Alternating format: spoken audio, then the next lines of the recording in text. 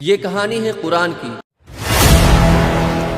یہ کہانی ہے سورہ فجر کے ان 2 آیتوں کی۔ أَلَمْ تَرَ كَيْفَ فَعَلَ رَبُّكَ بِعَادٍ، یہ کہانی ہے قوم عاد کی۔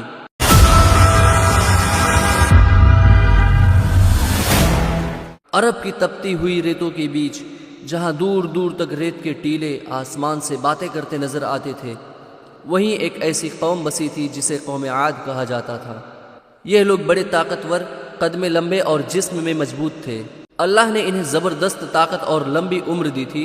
یہ اونچے اونچے محل اور مضبوط عمارتیں بناتے تھے جن کی بلندی دیکھ کر انسان دنگ رہ جاتا تھا۔ ان کی بستیاں احقاف نام کی جگہ پر تھی جو ریت کے بڑے بڑے ٹیلوں کے بیچ بسی تھی۔ قوم عاد کے لوگ بہت طاقتور اور لمبے چوڑے جسم والے تھے۔ کہا جاتا ہے کہ ان کی قد اتنی بڑی تھی کہ عام انسان ان کے سامنے بہت چھوٹا نظر آتا۔ اللہ تعالیٰ نے انہیں دنیا کی دولت، زمین کی سرسبزی اور شاندار عمارتیں بنانے کی قابلیت دی تھی۔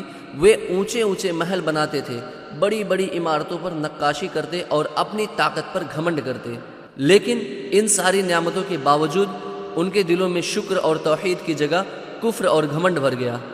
انہوں نے اللہ کی عبادت چھوڑ دی اور بت پرستی شروع کر دی۔ وہ کہتے، ہم سے طاقتور اس زمین پر کوئی نہیں۔ اللہ نے ان کی ہدایت کے لیے حضرت ہود علیہ السلام کو پیغمبر بنا کر بھیجا۔ حضرت ہود علیہ السلام ان کی قوم سے تھے۔ آپ نیک، سچے اور بہت ہمت والے انسان تھے۔ حضرت ہود علیہ السلام نے اپنی قوم سے کہا، اے میری قوم، اللہ کی بندگی کرو، اس کے سوا تمہارا کوئی معبود نہیں۔ اللہ نے تمہیں پیدا کیا، طاقت دی، زمین میں بسایا، تو اس کا شکر ادا کرو اور اسی کی عبادت کرو۔ لیکن قوم عاد نے ان کا مذاق اڑایا۔ انہوں نے کہا، اے ہود، تو بھی تو ہمارے جیسا انسان ہے، تیرے پاس ایسا کیا ثبوت ہے کہ تو اللہ کا رسول ہے؟ کیا تو ہمیں ہمارے باپ داداؤں کے چھوڑے ہوئے دیوتاؤں کو چھوڑنے کے لیے کہہ رہا ہے؟ ہم تجھ پر ایمان نہیں لائیں گے۔ کچھ لوگوں نے تو تانے مارتے ہوئے کہا، لگتا ہے تجھ پر کوئی بری روح حاوی ہو گئی ہے۔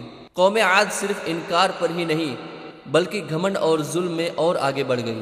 وہ غریبوں کو دباتے، مظلوموں پر ظلم کرتے اور اپنی طاقت پر اترا کر کہتے، ہم سے بڑا کون ہے؟ حضرت ہود علیہ السلام انہیں بار بار سمجھاتے، صبر سے سمجھاتے، اللہ سے ڈرو، اس کے قہر سے بچو ورنہ عذاب آ جائے گا۔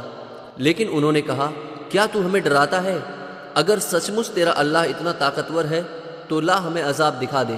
جب ان کی حد سے زیادہ ضد اور گھمنڈ بڑھ گیا تو اللہ کا عذاب آنا شروع ہوا۔ سب سے پہلے ان کی سرزمین پر سوکھا آ گیا، بادل نہیں برستے، فصلیں سوکھ گئی، کنویں خالی ہو گئے، لوگ پیاس اور بھوک مری سے پریشان ہو گئے۔ پھر ایک دن انہوں نے دیکھا کہ آسمان پر کالے بادل چھا رہے ہیں۔ انہیں لگا کہ اب بارش ہوگی اور ہماری مصیبت ختم ہو جائے گی۔ وہ خوشی خوشی دوڑ کر کہنے لگے، دیکھو یہ تو بارش کا بادل ہے، لیکن حقیقت کچھ اور تھی۔ وہ بادل بارش نہیں بلکہ اللہ کا عذاب لے کر آیا تھا۔ ان بادلوں سے تیز اور ڈراؤنی آندھی چلنی شروع ہوئی۔ وہ آندھی عام ہوا جیسی نہیں تھی بلکہ بے حد خطرناک، طاقتور اور توڑ پھوڑ کرنے والی تھی۔ قرآن میں آیا کہ یہ آندھی 7 رات اور 8 دن تک لگاتار چلتی رہی۔ وہ ہوا اتنی تیز تھی کہ بڑے بڑے مضبوط آدمی اٹھا کر پٹک دیتی، اونچے اونچے محل گرا دیتی اور ان کے لمبے چوڑے جسم ریت میں بکھرے پڑے رہتے۔ ایسا لگتا تھا جیسے وہ کبھی یہاں تھے ہی نہیں۔ اور پھر اس عذاب کا اللہ نے سورہ فجر میں ذکر بھی کیا۔ کیا تم نے نہیں دیکھا کہ تمہارے پروردگار نے قوم عاد کے ساتھ کیا کیا، جو ارم کہلاتے تھے، دراز قد مانند ستونوں کے، کہ تمام ملک میں ایسے پیدا نہیں ہوئے تھے۔ اور صرف وہی لوگ بچائے گئے جو حضرت ہود علیہ السلام پر ایمان لائے تھے۔ تو دوستو، کیسی لگی آپ کو ویڈیو؟ اگر میری ویڈیو آپ کو پسند آئی ہو تو ویڈیو کو لائک کرنا نہ بھولیں اور چینل کو سبسکرائب کر دیں۔ جزاک اللہ خیر۔